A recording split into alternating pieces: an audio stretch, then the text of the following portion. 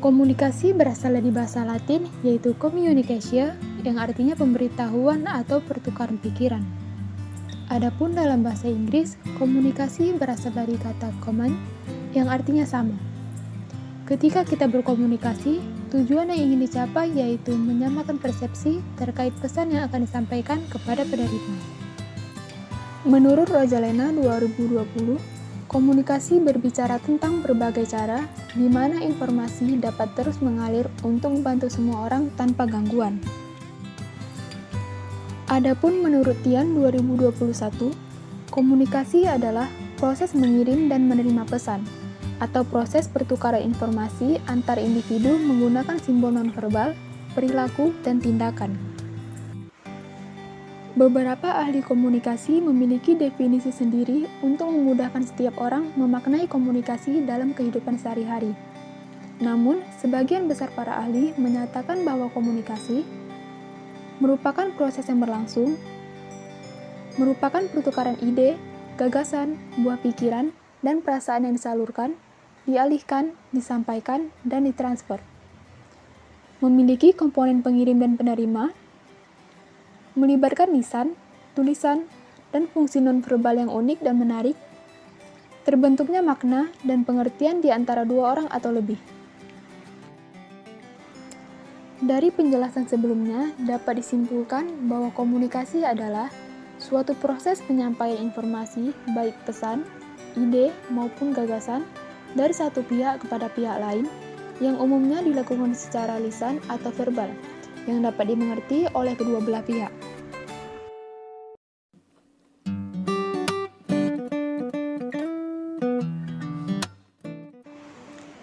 Beberapa ahli komunikasi memiliki cara yang berbeda untuk mengekspresikan fungsi komunikasi.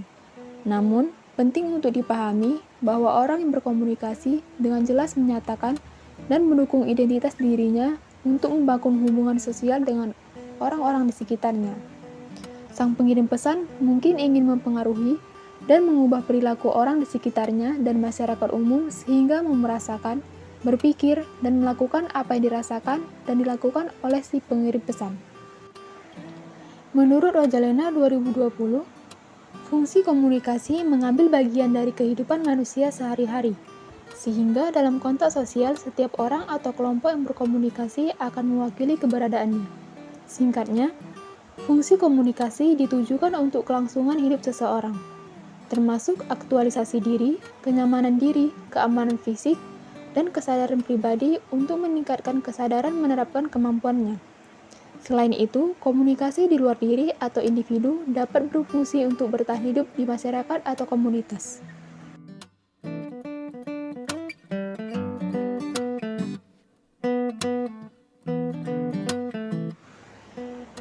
Salah satu faktor yang lebih baik dalam membentuk kehidupan sosial dan bisnis adalah interaksi komunikasi.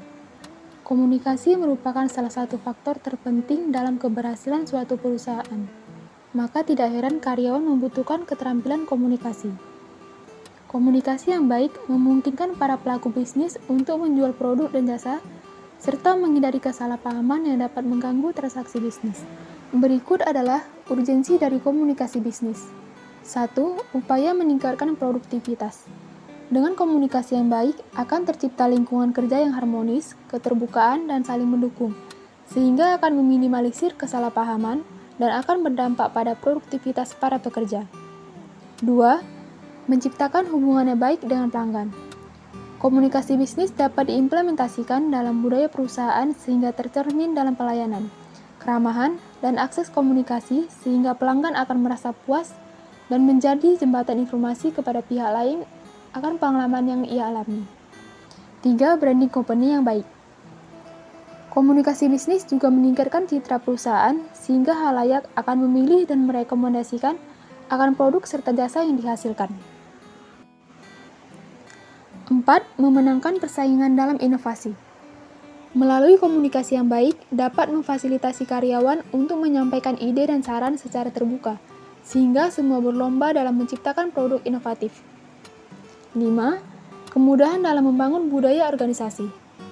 Melalui komunikasi yang efektif, perusahaan mampu mensosialisasikan rencana, kebijakan, maupun prosedur kepada stakeholder. 6. Mencapai objektivitas perusahaan.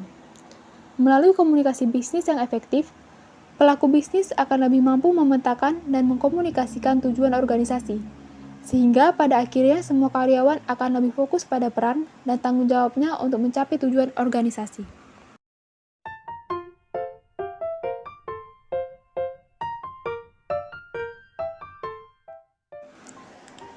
Komunikasi bisnis mempunyai ruang lingkup, yaitu komunikasi bisnis yang bersifat internal dan komunikasi bisnis yang sifatnya eksternal.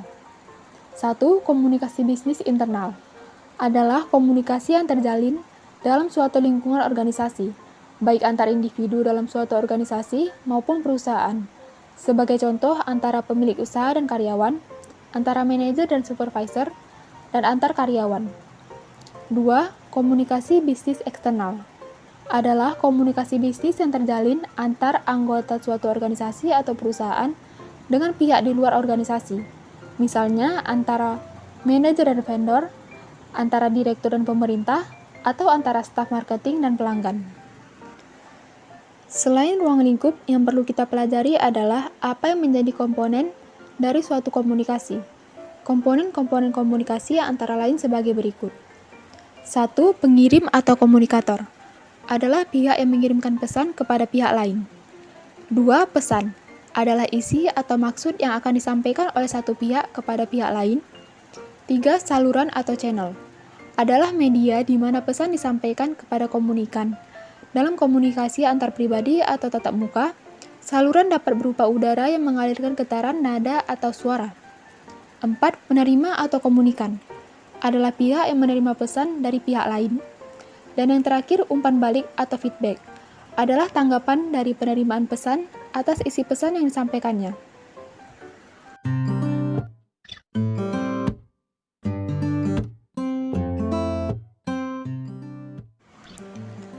Pada dasarnya, terdapat dua bentuk dasar komunikasi dalam dunia bisnis, yaitu komunikasi verbal dan nonverbal. 1. Komunikasi verbal. Komunikasi verbal merupakan salah satu bentuk komunikasi untuk menyampaikan pesan-pesan bisnis kepada pihak lain baik tertulis maupun lisan. Komunikasi verbal ini memiliki struktur teratur dan terorganisasi dengan baik, sehingga tujuan penyampaian pesan-pesan bisnis dapat tercapai dengan baik. Dalam dunia bisnis, beberapa contoh komunikasi verbal yakni penyampaian pesan melalui surat, memo, teknologi komunikasi modern, rapat pimpinan, briefing kepada karyawan, wawancara kerja, dan presentasi. Berdasarkan teori antropologi, manusia menggunakan komunikasi nonverbal dalam gerakan tubuhnya sebelum menggunakan kata-kata. Bahasa tubuh digunakan sebagai alat untuk berkomunikasi dengan orang lain. Contoh sederhana dari komunikasi nonverbal yaitu sikap seseorang mengerukkan dahi yang tidak disengaja, perubahan ekspresi wajah, atau kedipan mata yang tidak diinginkan dan tidak direncanakan.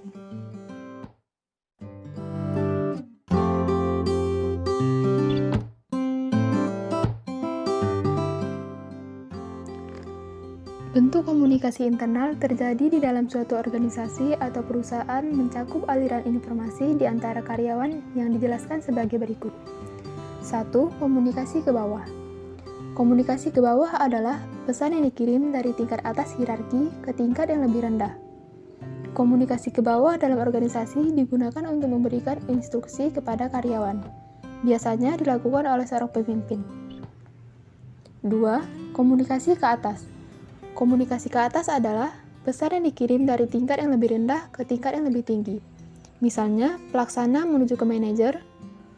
Format informasi tersebut dapat berupa laporan, pengaduan, dan saran. 3. Komunikasi ke samping. Bentuk pesan komunikasi antara sesama dan sejajar, seperti manajer ke manajer, dan terjadi antar bagian. Bersifat persuasif, bertujuan untuk memengaruhi dan memberikan informasi. Kekompakan kerja, dan ikut mendukung meningkatnya kinerja perusahaan dan lembaga secara umum.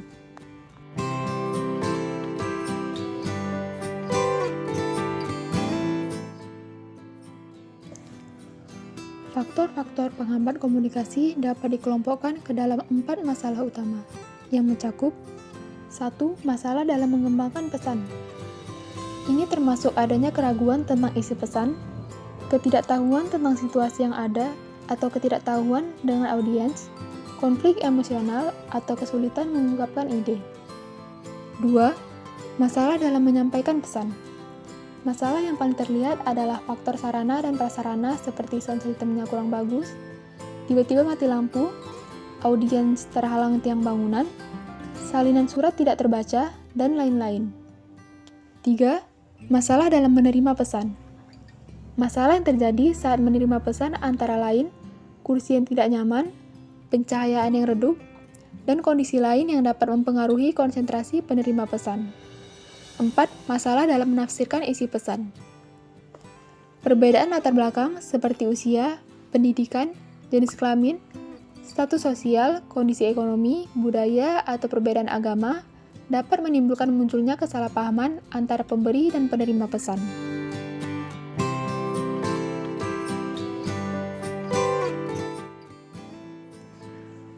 Untuk dapat melakukan komunikasi secara efektif, diperlukan beberapa persyaratan, yaitu 1. Persepsi. Untuk kelancaran komunikasi, harus adanya persamaan persepsi antara komunikator atau pengirim pesan dengan komunikan atau penerima pesan. 2. Ketepatan. Seorang komunikator perlu mengekspresikan pesan yang disampaikannya secara tepat sesuai dengan apa yang ada dalam kerangka berpikir audiens. 3. Kredibilitas. Komunikator harus memiliki suatu keyakinan bahwa inti pesan yang ingin disampaikan kepada audiens benar-benar akurat dan dapat dipertanggungjawabkan. 4. Pengendalian. Reaksi audiens sangat bergantung pada berhasil tidaknya komunikator dalam mengendalikan audiensnya pada saat melakukan komunikasi. Dan 5. Keselarasan. Komunikator yang baik tentu akan selalu menjaga hubungan baik dengan audiens sehingga komunikasi dapat berjalan dengan lancar dan mencapai tujuannya.